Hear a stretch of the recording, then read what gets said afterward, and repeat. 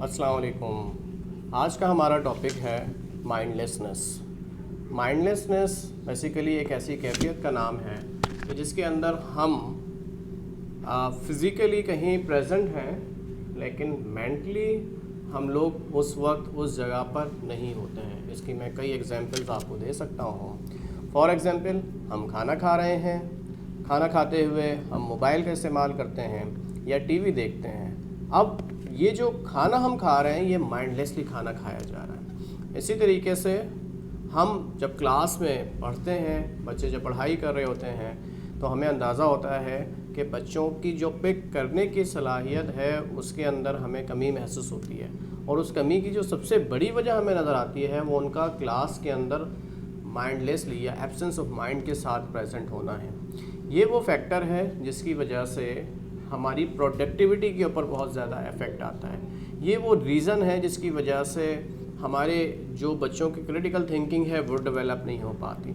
इसी तरीके से हम ड्राइव कर रहे हैं, हम माइंडलेसली ड्राइव करते हैं। नमाज़ पढ़ते हुए भी हमारा माइंड एब्सेंट होता है।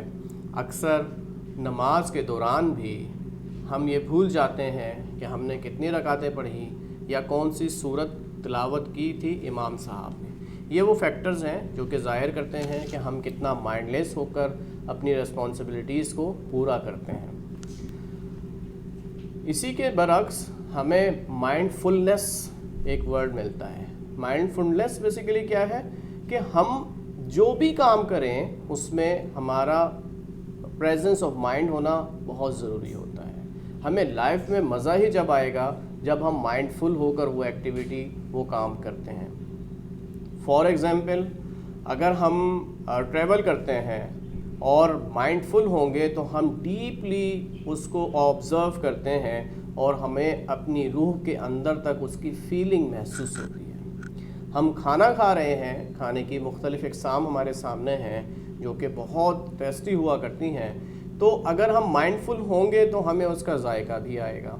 इसी तरीके से क्लास के अंदर जो बच्चे पढ़ रहे हैं, अगर वो माइंडफुल होंगे तो उनकी प्रोडक्टिविटी के ऊपर भी काफ़ी इम्पेक्ट आएगा और क्लास भी बड़ी अट्रैक्टिव हो सकती है। तो ये वो सारे फैक्टर्स हैं जिसके अंदर हमें माइंडलेसनेस और माइंडफुलनेस के दरमियान के फ़र्क को समझना है और अकॉर्डिंगली अपने आप को तैयार करना है उस कैफियत से निकालने के लिए जो कि माइंडलेसनेस की सूरत में होती है, और माइंडफुलनेस की तरफ हमें आगे बढ़ना है। हमारा आज का टॉपिक यहीं ख़त्म होता है।